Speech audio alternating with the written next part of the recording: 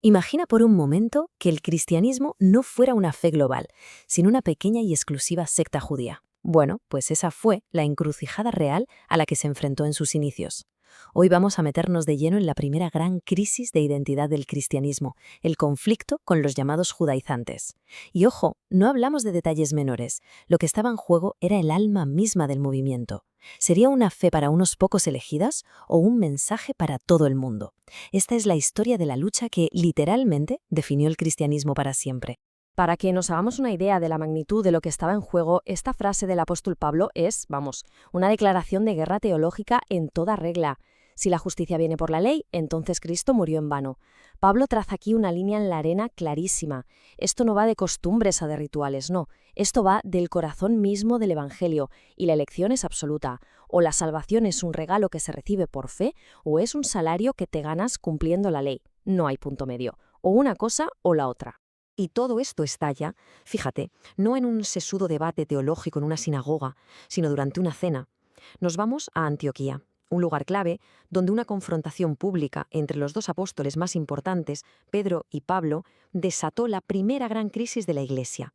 La escena es que es increíble, de verdad. Pedro, la roca sobre la que se edifica la iglesia, está comiendo con creyentes que no son judíos, los gentiles, un gesto de unidad total. Pero entonces, ¿qué pasa? Llegan unos enviados de Santiago, el líder de la iglesia madre de Jerusalén, y Pedro, por miedo al que dirán, por pura presión social, se levanta y se aparta. Este simple gesto es una bomba. No se trata de modales en la mesa, para nada. Es una declaración pública. Al apartarse, lo que Pedro está diciendo en la práctica es que los creyentes gentiles no son iguales, que hay cristianos de primera y de segunda categoría. Claro, este encontronazo en Antioquía fuerza a la Iglesia a hacerse una pregunta que ya no se podía evitar. Una pregunta que lo iba a cambiar absolutamente todo para esta comunidad tan joven. La pregunta era así de simple y así de brutal. Si no eres judío de nacimiento, ¿tienes que convertirte al judaísmo para poder seguir a Jesús? O sea, ¿es obligatorio circuncidarse y seguir todas las leyes de Moisés? ¿O basta con la fe en Cristo? La respuesta a esto no era una cuestión de teología abstracta para nada. Definía literalmente quién estaba dentro y quién se quedaba fuera de la comunidad. A ver, este cuadro lo resume perfectamente. Tenemos aquí dos visiones del mundo, dos cristianismos que están en plena competencia. Por un lado, la postura judaizante, la del partido de Santiago que decía, para salvarse hace falta fe en Jesús, más la circuncisión y la ley de Moisés. La identidad del creyente es ser parte del pueblo de Israel y en la Nesa, por supuesto, nos separamos según las leyes. Y por el otro lado, Pablo llega y da un portazo a todo eso. Su postura es radical. La salvación es solo por fe. La identidad ya no es étnica, eres una nueva criatura en Cristo. Y la mesa es para todos, juntos. Como vemos, eran dos posturas irreconciliables. Para evitar que todo saltara por los aires, que la iglesia se partiera en dos, se reúnen en el famoso concilio de Jerusalén. ¿Y cuál fue la solución? Pues un compromiso, casi un acuerdo político. Se decide que los gentiles no necesitan circuncidarse, pero sí deben cumplir unas normas mínimas para no ofender a sus hermanos judíos. Era una solución práctica, sí. Pero para el ala más radical, los judaizantes más estrictos, esto era inaceptable. Cualquier concesión era una traición a la ley. Y aquí viene la gran ironía. El intento de unir a la Iglesia acabó sembrando la semilla de la futura separación de estos grupos. Tras el concilio, el conflicto no desapareció, ni mucho menos. Se transformó, se fue enquistando y dio lugar a grupos distintos, sectas, cada una con su propia y particular visión de quién era realmente Jesús. Esta línea de tiempo es una radiografía perfecta de su decadencia. Fíjate, empiezan en el centro del poder, con la hegemonía de la Iglesia de Jerusalén. ¿Pero qué ocurre? La guerra judeo-romana les obliga a huir, a exiliarse en un lugar llamado Pella. Esto los aísla. Y es en ese aislamiento, en ese exilio, donde sus doctrinas se radicalizan, se alejan cada vez más de la corriente principal. Para cuando llegamos al periodo de los padres de la Iglesia, ya son considerados directamente herejes. Y en el siglo V, simplemente, se esfuman. Desaparecen de la historia como comunidades organizadas. Un viaje de casi 4 siglos, del centro a la periferia y de ahí al olvido. De los grupos que surgieron, los nazarenos eran los más moderados. Pensemos en ellos como los herederos directos de esa iglesia original de Jerusalén, la de Santiago. Creían en Jesús como Mesías e Hijo de Dios y ellos, como judíos, seguían observando la ley de Moisés. Su matiz clave, lo que los diferenciaba, era esto. La ley es para nosotros, los judíos, pero no es obligatoria para los gentiles. Esta distinción los mantenía más cerca de la corriente principal del cristianismo. Y en el otro extremo del ring, por así decirlo, teníamos a los ebionitas, cuyo nombre significa los pobres.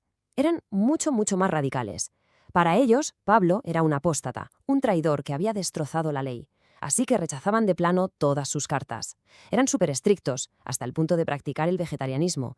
Pero su diferencia más radical, el punto de ruptura total con el resto del cristianismo, estaba en su respuesta a la gran pregunta: ¿quién es Jesús?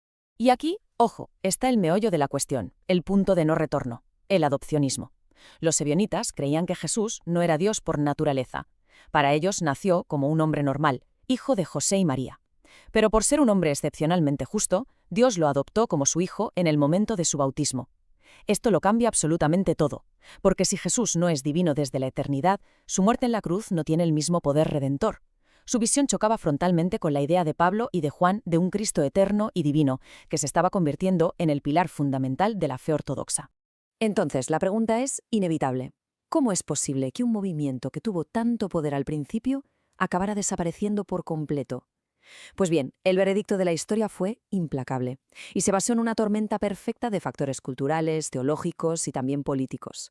Podemos resumir su extinción en 3 golpes mortales, 3 pasos que los llevaron al olvido. El primero, la destrucción de Jerusalén en el año 70. Esto les arrebató su centro de gravedad, su ancla cultural y religiosa. Se quedaron huérfanos. Segundo paso, su rechazo a Pablo fue un suicidio teológico, digámoslo así.